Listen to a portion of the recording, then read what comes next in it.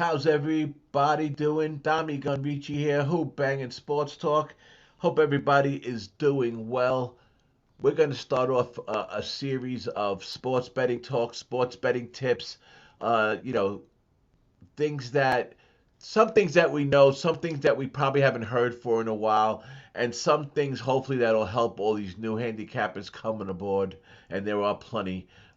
With all the legal sports betting coming up, and so I figured it's something I wanted to do for a while, and it's something I like to do. Is we all watch a lot of shows, and we all follow a lot of cappers because of their picks. And listen, let's face it, we're all in this really for that one.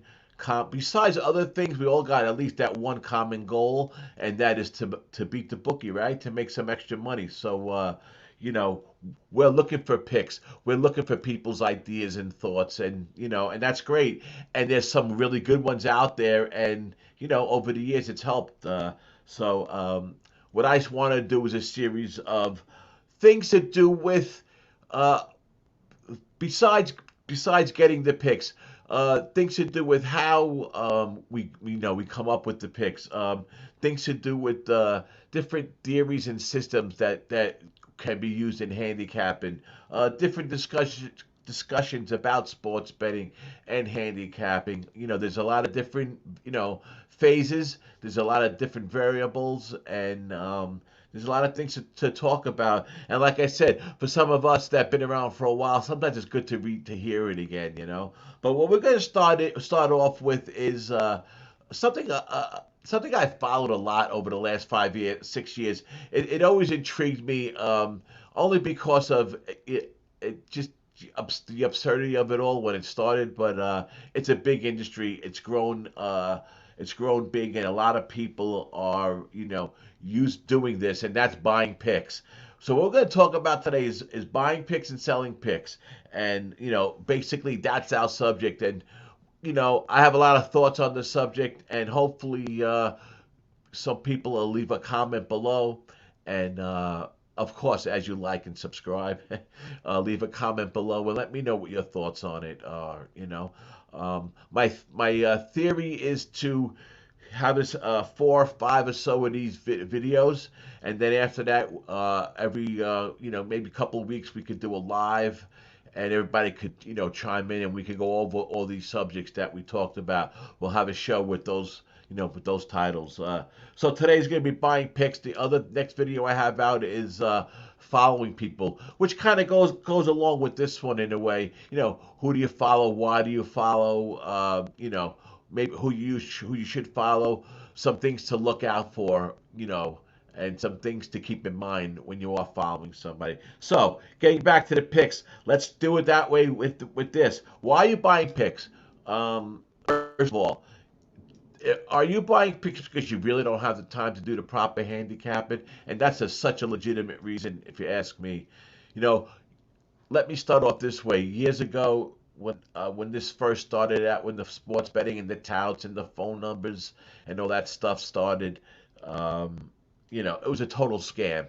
And if you didn't realize it, I'm sure you did after you bought a few of those phone calls. So, it's a trap that's been going around for a long time. But what has happened over the years, it's evolved. And yes, it evolved into some legitimate guys selling picks, some legitimate guys that are transparent. That what I mean by legitimate, but that they're transparent, that they're actually, for me to recommend somebody, it would be somebody that I know, and the integrity that they have, things like that. Their record, what do we know about them? What do you know about who you're going to buy the picks from? Do you just know the commercial that you're seeing with that pretty face on the screen and telling you about their record the last 7, 10 days? If you really look closely, sometimes you could just tell that just somebody reading. If they're reading a script, they're not even sports. They're not even making the bets themselves, but they're selling you those plays, and that's something you really need to look out for. So why are you buying, or are you just in a slump, and you think that this is the way to get out of that slump by having somebody else make the picks for you. That kind of reasoning doesn't sounds a little convoluted to me. It sounds like you're throwing bad money after bad money. If that's your situation, I'd rather you get in touch with somebody, even like myself, that could probably help you out with why you might be in this slump. If someone gave me that last 50 plays or so, and they'd been in a slump, I'm sure not only me, a bunch of us could tell you why. And sometimes it's good to for another set of eyes to see something. So I'd rather you do that. I'd rather you pay somebody that than a monthly fee for someone's picks or a season, a season a package. So that's how I look at it. Why you're buying picks is first of all what you need to figure out before you start doing it. The second thing is, okay, so now we touched on it, who you buying the picks from. Records over the last 7 and 10 days don't mean much. If you don't give somebody, and this is a plug for the guys selling picks. If you're not giving them 30, 60 days to prove themselves, then I don't know what you're just looking for some quick rich scheme or some pie in the sky type thing. I mean, I don't get it. And that goes along with one of the red flags of besides who you're buying for picks. To figure out who you're going to buy picks from, I think you need to know their what they did last year, what their season was last year, or if they're new at selling picks or they're new to the whole sports betting thing. If they're newer than last 60 days, 90 days, then I would wait till they at least have that something to at least to go back on the show. Because listen, records are like anything else.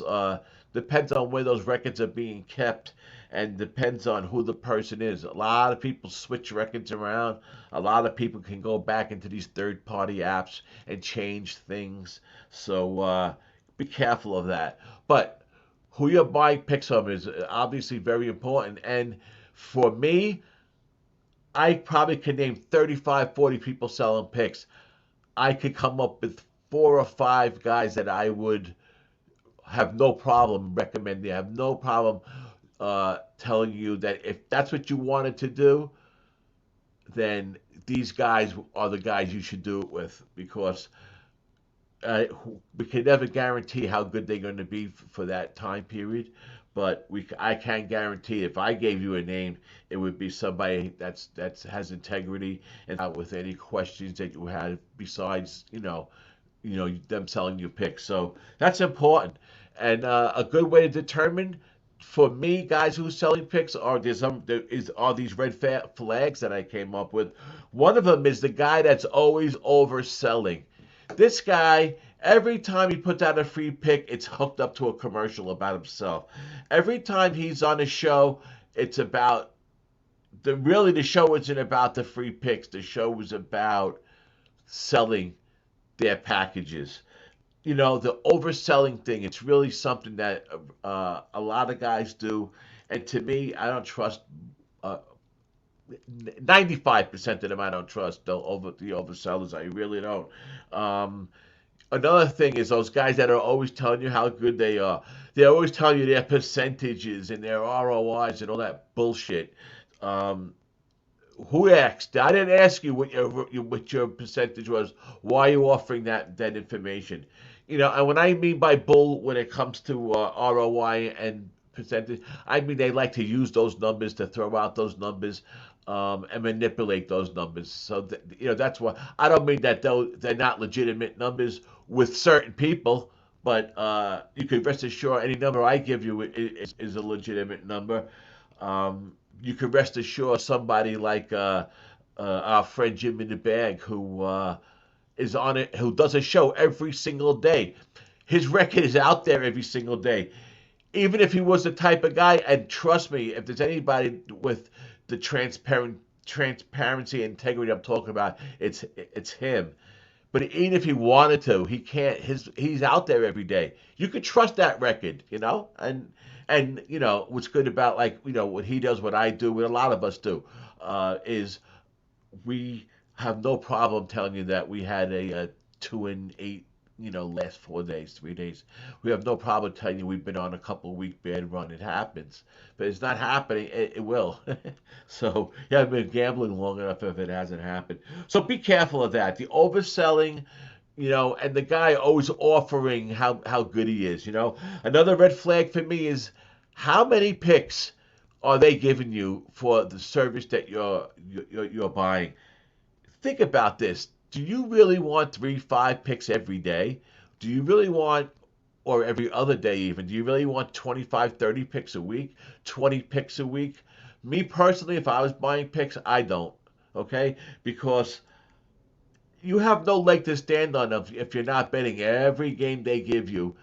When the month or two goes by and you start bitching that you didn't make the 63% that they said you were going to make, or whatever the pitch was, if you bought a package, listen, everybody don't have a pitch, right? Like I said, but and we'll get into that down the road, who names and faces and where you should go. But how many picks do you want? If I'm buying picks, I want 3 to 5 picks a week. I don't have to have one in my email every day. I want his best plays, 3 to 5 plays every week. That's what I want. And that still adds up to, 15, 20 a month. But I don't want 15, 20 a week. I don't want a couple every day. Like I said, one reason is for that reason. Um, and the other reason is the more picks they give you, the better they can manipulate the numbers and the better they could, listen, the law of averages, the more plays I give you, it's a good chance the more I'm going to win. That percentage is going to be a lot higher.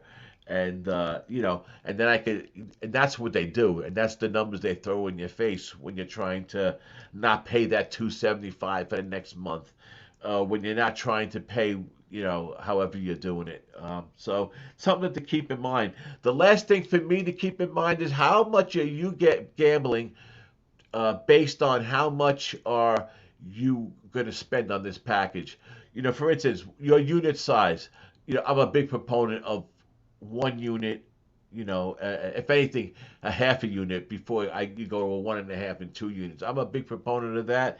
That 90% of your plays should be 1 unit. But let's just keep it that way. You're a 1 unit player. You're $100 player. Let's just say you risk $100. So a 110, you're risking 90 to win 100. Okay, so you're $100 player. You're risking $100. Are you buying that MLB package for 1,500 for a year? That's what they go for. 1,000, 12, 15. That's what they should go for. April, May, June, July, August, September, just a regular season alone, 160 games, a lot of days, right? A lot of days of baseball every day, every day, every day. So it should be that much money, and I have no problem with the cost that people charge for their service. If someone's giving you, a legitimate, like I say, 5 to 10 plays a week, even let's say, and they're 275 a month. That's a legitimate price. What I don't agree with is if you're $100 player, you shouldn't be buying a $1,500 package. I don't think so. It takes a lot of work for you to get up to that 15 units to pay for that package before you're profiting. Even if you're following this guy along, and even if he's winning like he says he is, that's still a lot of games you had to bet, and a lot of time goes by before you're actually earning. So think about that. It's something that I don't think a lot of people think about when they're buying these packages. I know, a guy that's betting 25, $50 a game, and there's a ton of us guys. I know everybody likes to say how much they bet, and when people offer those numbers, I take it with a grain of salt. Yes, some of them are telling the truth, but the guy, like, again, offering all the time, oh, I'm this guy, oh, I pay this, like, no one asks what you play per unit. Sometimes a lot of guys are, I guess they feel better saying they bet 500 a game when they bet 100 a game or 50 a game. So, and don't get me wrong, there's nothing wrong with betting small amounts a game. I'm a small time player myself, so I'm not saying that. What I'm saying is, you're a $25, $50 player. $275 a month is a lot to pay. Now, if you're a $100 player, $275 really isn't. You got to make up 3 games. Okay, So those are the things I'm talking about to keep in mind. Like I said, if you're a $25, $50 player, I'd rather you seek somebody out to almost to coach you. Somebody to come over, look, really work with you for a couple days and look at all your plays and everything for like $100 or something. Be so instead of giving somebody 275 and and that whole thing. So those are really my thoughts on the buying picks. Those are really my thoughts on who sells picks. I still think the industry is mostly, which is good for the guys that are legit and honest and transparent. It's good for them because they'll only do better because of what they're doing. And like I said, I have come around a 180 on the whole subject. I would 5 years ago I would tell you there is no way, no, no, no, no, no, do not, do not, do not, do not. I've definitely changed my mind. And that's because I've got to know some people that sell picks that they're just doing it to supplement their income. They're trying to keep what they do all to do with sports betting. And hell, ain't nothing wrong with that. And those are the guys I support. So those are some of the things.